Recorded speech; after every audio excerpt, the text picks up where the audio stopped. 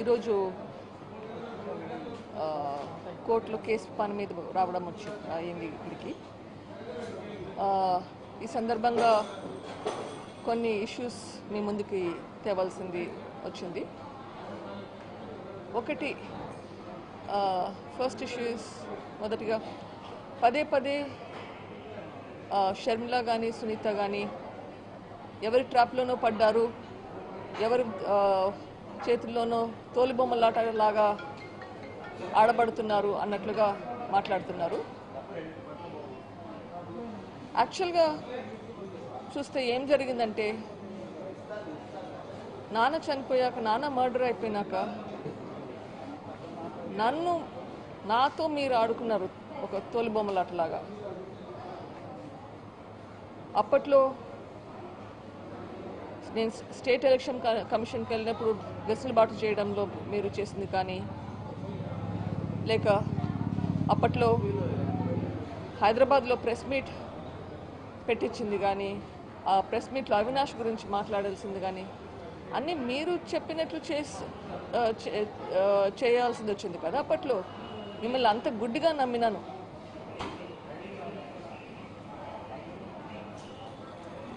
అది గ్రహించి నేను చేసిన తప్పును నేను సరిదిద్దుకునే సమయం వచ్చింది. ఇప్పుడు నేను చేసే ఒక ప్రయత్నంలో అది కూడా ఒక కారణం.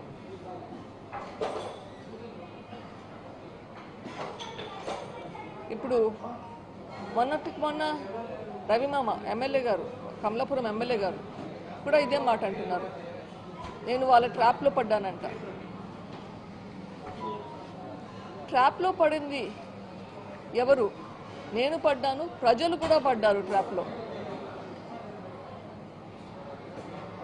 ఎవరినైనా ఒకసారి మోసం చేయొచ్చు, పదే పదే మోసం చేయలేరు. ప్రజలను కూడా పదే పదే మోసం చేయలేరు. ఒకసారి మోసం చేశారు. ప్రజలకు కూడా తెలివైన వాళ్ళు, వాళ్ళకు కూడా నిజమేంటి అనేది తెలుస్తుంది, గ్రహిస్తారు. వాళ్ళ మంచి కోసం, వాళ్ళ శ్రేయస్సు కోసం, వాళ్ళ పిల్లల శ్రేయస్సు కోసం ప్రజలు కళ్ళు తెరుచుకొని చూస్తారు అని నాకు నమ్మకం ఉంది. ఎందుకంటే ఇది వాళ్ళ ఫ్యూచర్కి సంబంధించింది. ప్రతిసారి మోసపోలేరు ప్రజలు. మీ ఇమోషనల్గా మాట్లాడే మాటలతోటి ప్రతిసారి అందరినీ మోసం చేయలేరు. జాగ్రత్తగా ఉండండి.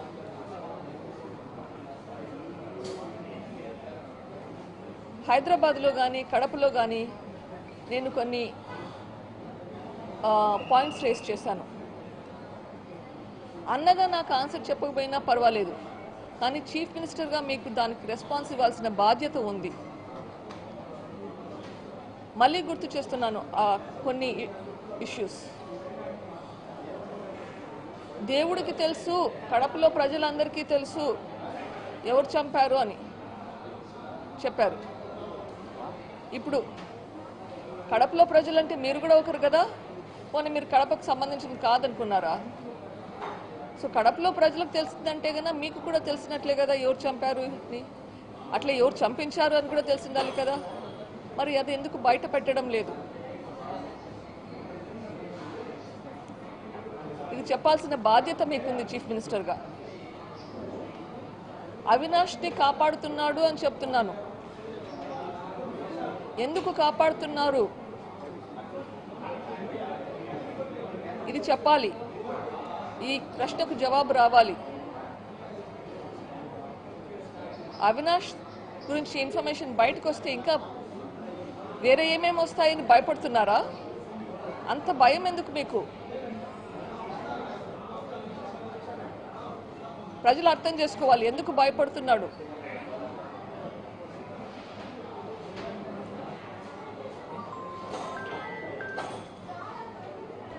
ఈ ప్రశ్నలకు చెప్పాల్సిన సమయం వచ్చింది. ఒకవేళ మీకు డైరెక్ట్గా మాట్లాడాలంటే చెప్పండి, మీ సాక్షి ఛానల్కి వస్తాను, మీతో డిబేట్ చేద్దాము. ప్రజలు అర్థం చేసుకుంటారు ఎవరు ఏం చెప్తున్నారని చెప్పి. నాకు అభ్యంతరం లేదు, మీ సాక్షి ఛానల్కి నేను వస్తాను, రండి. ఒక డిబేట్ పెట్టుకుందాం. నిజానిజాలు బయటకు వస్తాయి.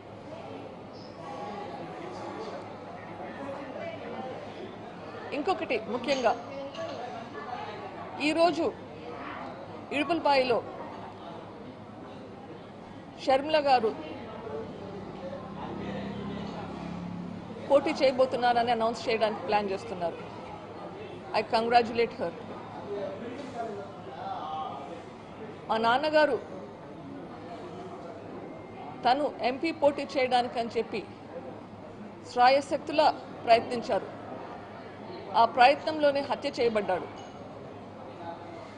సో ఈరోజు తను ముందుకెళ్ళి అది చేస్తుంది అంటే కన్నా అది చాలా నాకు చాలా ఇమోషనల్గా ఇట్స్ వెరీ ఇంపార్టెంట్ మూమెంట్. తనకు సంఘీభావం చెప్దామంటే కూడా చెప్పలేని పరిస్థితి, ఎందుకంటే నేను ఈరోజు కోర్టుకు రావాల్సింది వచ్చింది.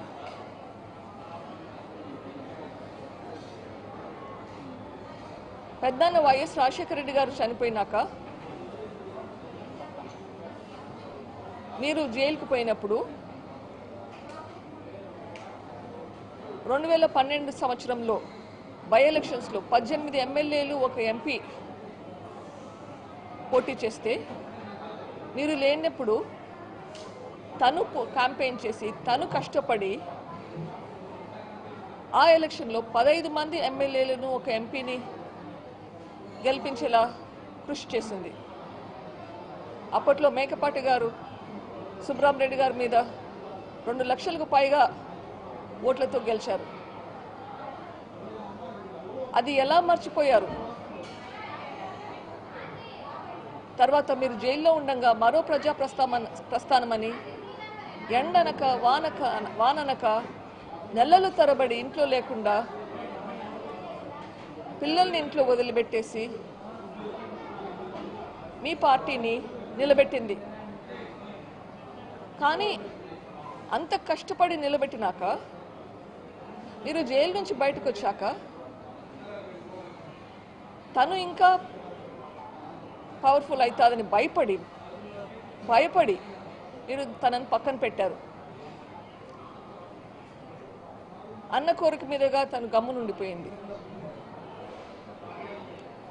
ఎప్పుడైనా కానీ మళ్ళీ మీరు పిలిచినప్పుడు వస్తుంది, మీకు హెల్ప్ చేస్తుంది. మళ్ళీ 2014 ఎలక్షన్లలో క్యాంపెయిన్ చేస్తుంది మీకోసం. 2019 ఎలక్షన్లలో బాయ్ బాయ్ బాబు క్యాంపెయిన్ అందరికీ గుర్తుంటుంది. ప్రజల గుండెల్లో బాగా నిలిచిపోయింది. అట్లా క్యాంపెయిన్ చేసి మీ పార్టీని గెలిపిస్తే మళ్ళీ పక్కన పెడతారు. అది మీరు తనకిచ్చింది. ఇవన్నీ గ్రహించి నాన్న తనకి న్యాయం చేయాలని చెప్పి తనని ఎంపీ క్యాండిడేట్గా పెట్టాలని ప్రయత్నించినప్పుడు తనకున్న సపోర్ట్ కూడా లేకుండా ఉండాలి అని భయపడ్డారా? అందుకే నాన్నని లేకుండా చేశారా? అంత కిరాతకంగా హత్య చేశారా? ఇవన్నీ బయటకు రావాలి. నిజమేంటి, ఎందుకు చేశారు?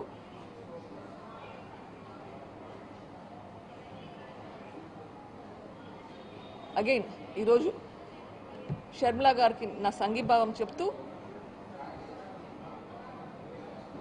జగనన్నని నేను ప్రశ్నించిన ప్రశ్నలకు జవాబు చెప్పాలని ఈ మీడియా ముఖంగా చెప్తున్నాను.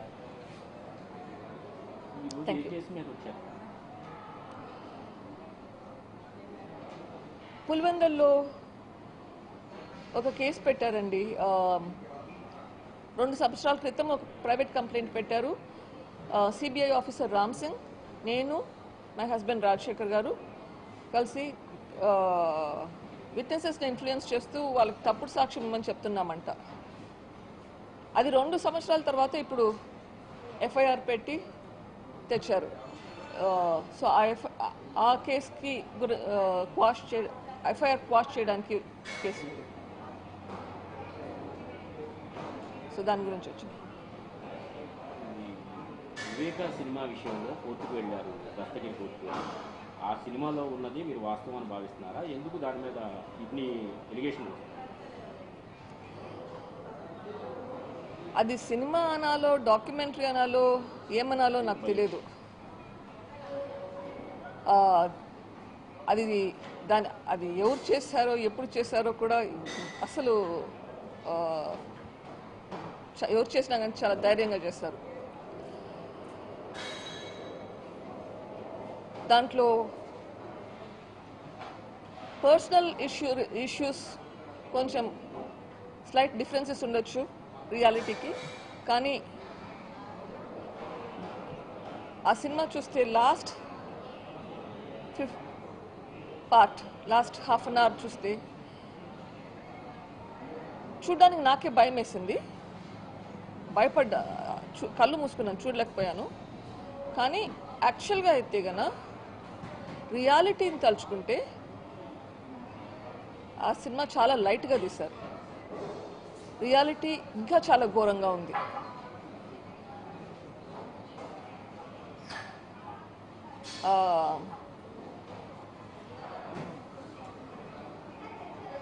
అది చూస్తే ప్రజలు ఎట్లా రిసీవ్ చేసుకుంటారో కానీ నాకు మాత్రం చాలా బాధేసింది.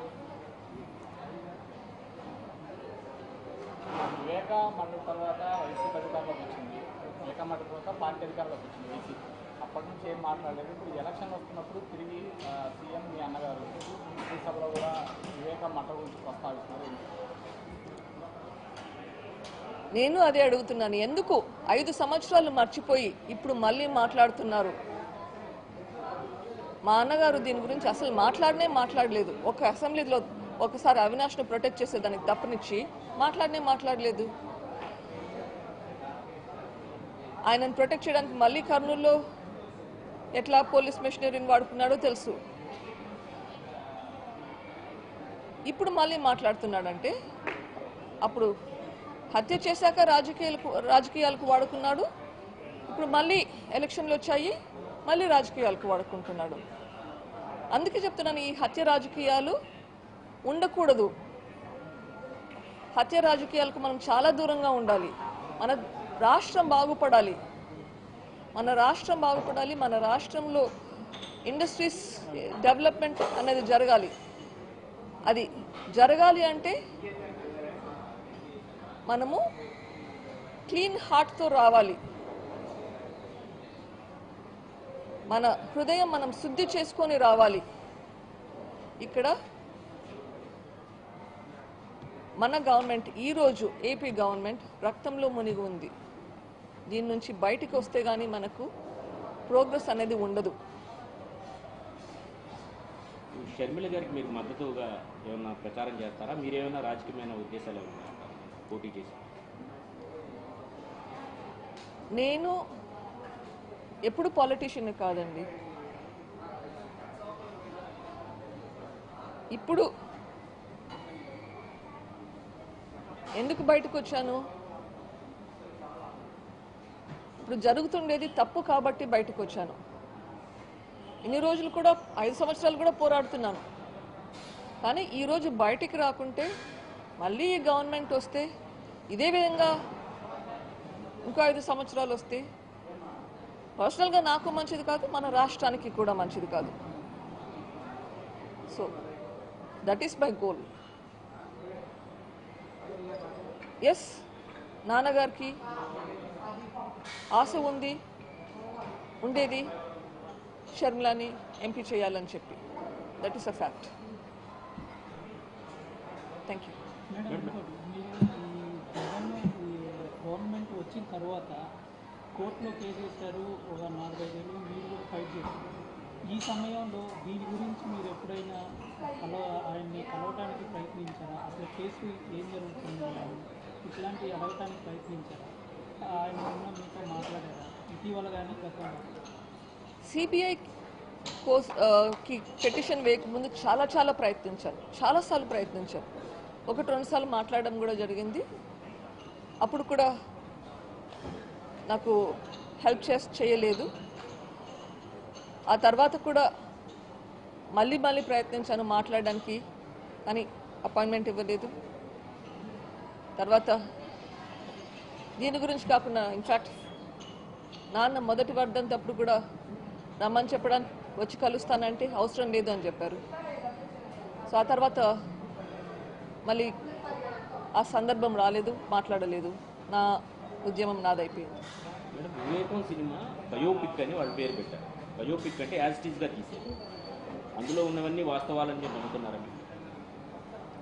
ఇది సిబిఐ ఛార్జ్ షీట్ ఆధారంగా చేసినారు అంటున్నారు. ఆబ్వియస్లీ వాళ్ళకి ఏం అర్థమైందో దాని ప్రకారం చేసుంటారు. అగైన్ దాంట్లో ఫైనల్గా ఏం చేశారో చూస్తే, ఎట్లా హత్య చేశారో చూస్తే, రియాలిటీతో కంపేర్ చేస్తే నాకు అర్థమైనంత వరకు ఇంకా ఎక్కువ క్రూరంగా నాన్నగారిని హింసించారు అని నాకు అనిపిస్తుంది. ఇంకొకటి, ఆ సినిమాలో పులివెందుల్లో కానీ కడపలో కానీ వివేకం గారి మద్దతు లేకుండా గెలవడం అసాధ్యం అని చూపించారు. ఇప్పుడు మరి షర్మిల గారు పోటీ చేస్తారు. తండ్రి గారి బాధ్యత మీరు ఏమైనా తీసుకుంటారా ఆమె తరఫున? బాధ్యత అన్నది పెద్ద పేరండి. నాకు అంత కేపబిలిటీ లేదనుకుంటాను. నేను చేయగలిగితే చేస్తూనే ఉన్నాను. కానీ అంతంత పెద్ద రెస్పాన్సిబిలిటీస్ చేయగలిగే శక్తి నాకు లేదు.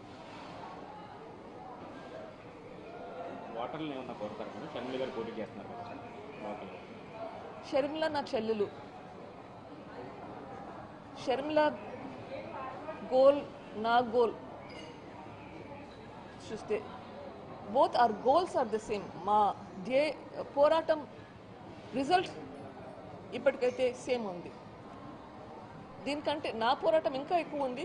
ఇప్పట్లో ఒక స్టెప్ మాత్రమే ఈ గవర్నమెంట్ పోవాలని చెప్పి నా పోరాటం ఇంకా పైన ఉంటుంది. తన పోరాటం ఆ తర్వాత తనకు వేరే పోరాటం ఉంటుంది. బట్ ఈరోజు మా ఇద్దరికి ఒకే గోల్ అయితే ఉంది. ఓకే, ఆ గోల్ రీచ్ అవ్వడానికి ఏం చేయాలో అది చేయాల్సింది. గోల్ అంటే మేడం నిన్న ప్రభుత్వం అందించారా? ఇప్పటికీ గోల్ ఫస్ట్గా అవినాష్ రెడ్డిని ఓడించాలి, వీలైతే జగన్ అన్నని ఓడించాలి, వైఎస్ఆర్సీపీ రాకూడదు. అవినాష్ రెడ్డి ఓడిపోవాలి, అది ఖచ్చితంగా జరగాలి.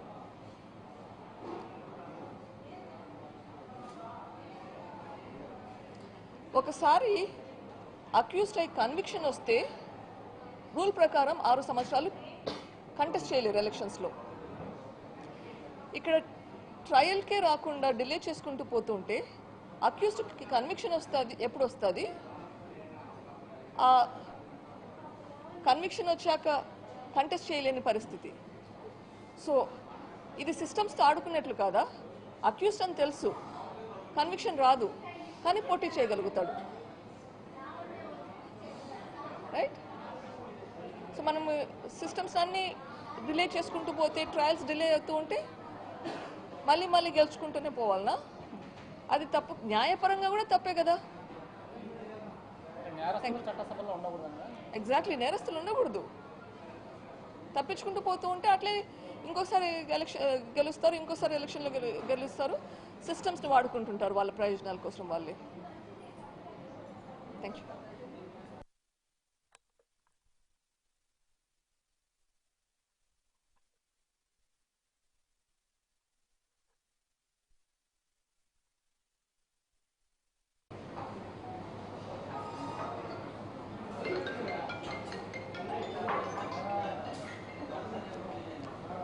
అందరికీ నమస్కారం. ఈరోజు కోర్టులో కేసు పని మీద రావడం అయింది ఇక్కడికి.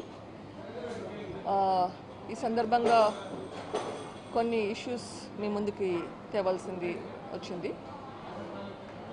ఒకటి, ఫస్ట్ ఇష్యూస్ మొదటిగా పదే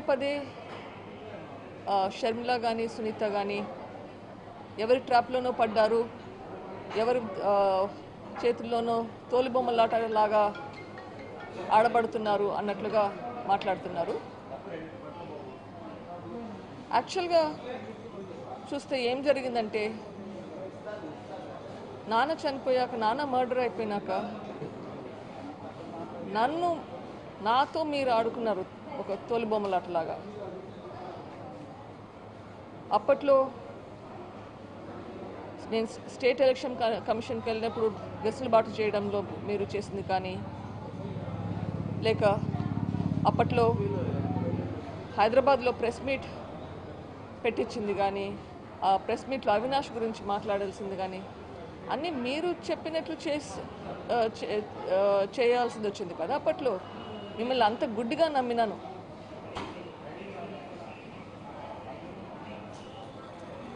అది గ్రహించి నేను చేసిన తప్పును నేను సరిదిద్దుకునే సమయం వచ్చింది.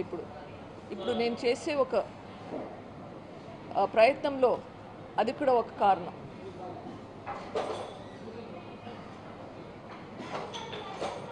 ఇప్పుడు మొన్న రవిమామ ఎమ్మెల్యే గారు, కమలాపురం ఎమ్మెల్యే గారు కూడా ఇదే మాట అంటున్నారు, నేను వాళ్ళ ట్రాప్లో పడ్డానంట.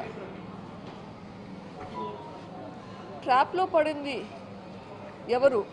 నేను పడ్డాను, ప్రజలు కూడా పడ్డారు ట్రాప్లో. ఎవరినైనా ఒకసారి మోసం చేయొచ్చు, పదే పదే మోసం చేయలేరు. ప్రజలను కూడా పదే పదే మోసం చేయలేరు. ఒకసారి మోసం చేశారు. ప్రజలకు కూడా తెలివైన వాళ్ళు, వాళ్ళకు కూడా నిజమేంటి అనేది తెలుస్తుంది, గ్రహిస్తారు. వాళ్ళ మంచి కోసం, వాళ్ళ శ్రేయస్సు కోసం, వాళ్ళ పిల్లల శ్రేయస్సు కోసం ప్రజలు కళ్ళు తెరుచుకొని చూస్తారు అని నాకు నమ్మకం ఉంది. ఎందుకంటే ఇది వాళ్ళ ఫ్యూచర్కి సంబంధించింది. ప్రతిసారి మోసపోలేరు ప్రజలు. మీ ఇమోషనల్గా మాట్లాడే మాటలతోటి ప్రతిసారి అందరినీ మోసం చేయలేరు. జాగ్రత్తగా ఉండండి.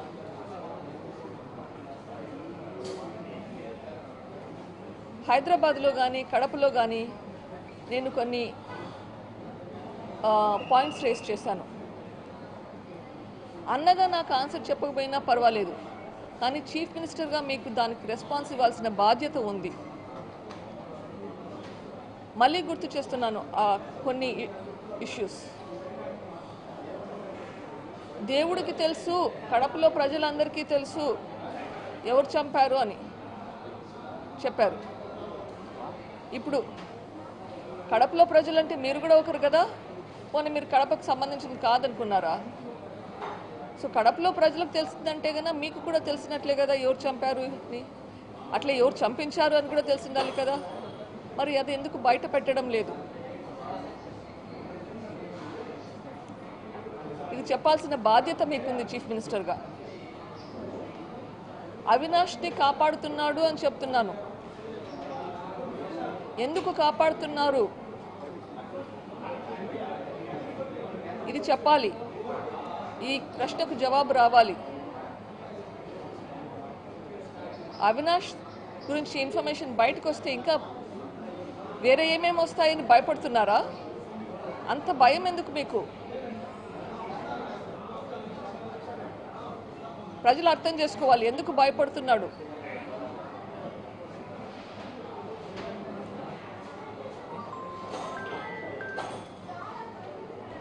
ఈ ప్రశ్నలకు చెప్పాల్సిన సమయం వచ్చింది.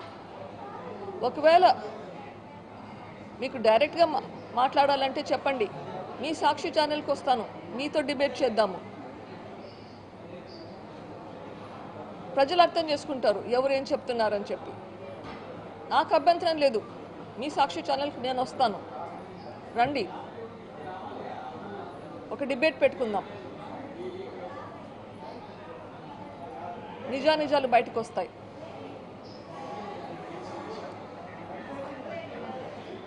ఇంకొకటి ముఖ్యంగా, ఈరోజు ఇడుపులపాయలో షర్మిల గారు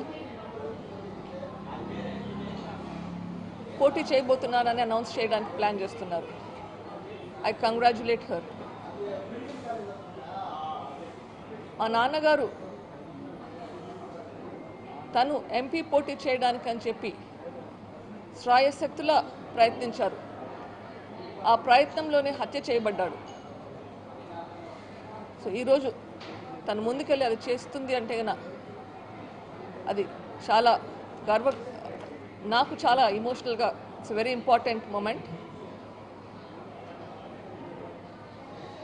తనకు సంఘీభావం చెప్దామంటే కూడా చెప్పలేని పరిస్థితి, ఎందుకంటే నేను ఈరోజు కోర్టుకు రావాల్సింది వచ్చింది.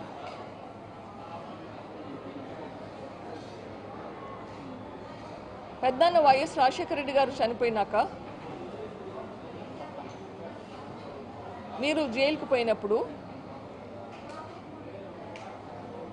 2012 సంవత్సరంలో బై ఎలక్షన్స్లో 18 ఎమ్మెల్యేలు ఒక ఎంపీ పోటీ చేస్తే మీరు లేనప్పుడు తను క్యాంపెయిన్ చేసి తను కష్టపడి ఆ ఎలక్షన్లో 15 మంది ఎమ్మెల్యేలను ఒక ఎంపీని గెలిపించేలా కృషి చేసింది. అప్పట్లో మేకపాటి గారు సుబ్రహ్మరెడ్డి గారి మీద 2 లక్షలకు పైగా ఓట్లతో గెలిచారు. అది ఎలా మర్చిపోయారు? తర్వాత మీరు జైల్లో ఉండగా మరో ప్రజా ప్రస్థానమని ఎండనక వాననక నెలలు తరబడి ఇంట్లో లేకుండా పిల్లల్ని ఇంట్లో వదిలిపెట్టేసి మీ పార్టీని నిలబెట్టింది. కానీ అంత కష్టపడి నిలబెట్టినాక మీరు జైలు నుంచి బయటకు వచ్చాక తను ఇంకా పవర్ఫుల్ అవుతుందని భయపడి మీరు తనని పక్కన పెట్టారు. అన్న కోరిక మీదుగా తను గమ్మునుండిపోయింది. ఎప్పుడైనా కానీ మళ్ళీ మీరు పిలిచినప్పుడు వస్తుంది, మీకు హెల్ప్ చేస్తుంది. మళ్ళీ 2014 ఎలక్షన్లలో క్యాంపెయిన్ చేసింది మీకోసం. 2019 ఎలక్షన్లలో బాయ్ బాయ్ బాబు క్యాంపెయిన్ అందరికీ గుర్తుంటుంది. ప్రజల గుండెల్లో బాగా నిలిచిపోయింది. అట్లా క్యాంపెయిన్ చేసి మీ పార్టీని గెలిపిస్తే మళ్ళీ పక్కన పెడతారు. అది మీరు తనకిచ్చింది. ఇవన్నీ గ్రహించి నాన్న తనకి న్యాయం చేయాలని చెప్పి తనని ఎంపీ క్యాండిడేట్గా పెట్టాలని ప్రయత్నించినప్పుడు తనకున్న సపోర్ట్ కూడా లేకుండా ఉండాలి అని భయపడ్డారా? అందుకే నాన్నని లేకుండా చేశారా? అంత కిరాతకంగా హత్య చేశారా? ఇవన్నీ బయటికి రావాలి. నిజమేంటి, ఎందుకు చేశారు?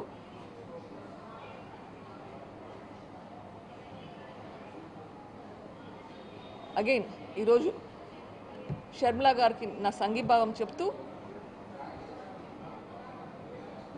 జగనన్నని నేను ప్రశ్నించిన ప్రశ్నలకు జవాబు చెప్పాలని ఈ మీడియా ముఖంగా చెప్తున్నాను.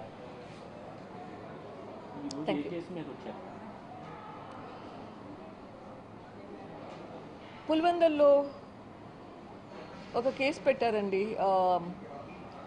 2 సంవత్సరాల క్రితం ఒక ప్రైవేట్ కంప్లైంట్ పెట్టారు.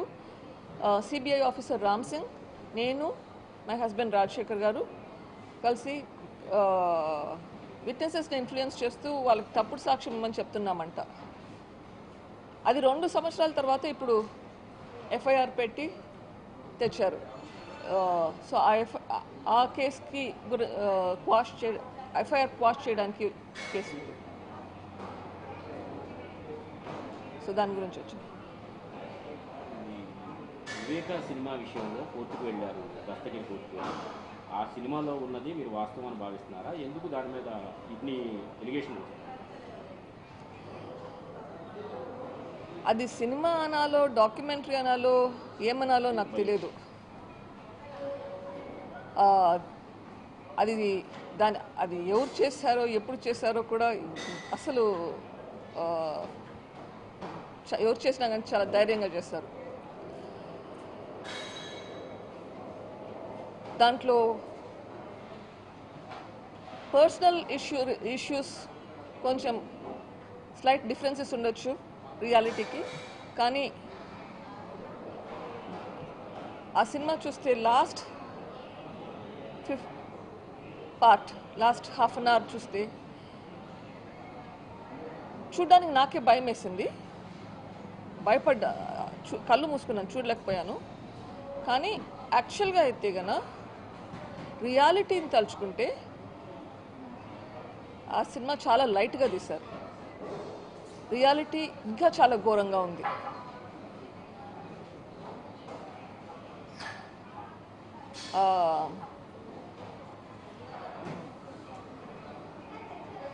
అది చూస్తే ప్రజలు ఎట్లా రిసీవ్ చేసుకుంటారో కానీ నాకు మాత్రం చాలా బాధేసింది. వివేక మండలి తర్వాత వైసీపీ అధికారంలోకి వచ్చింది. వివేక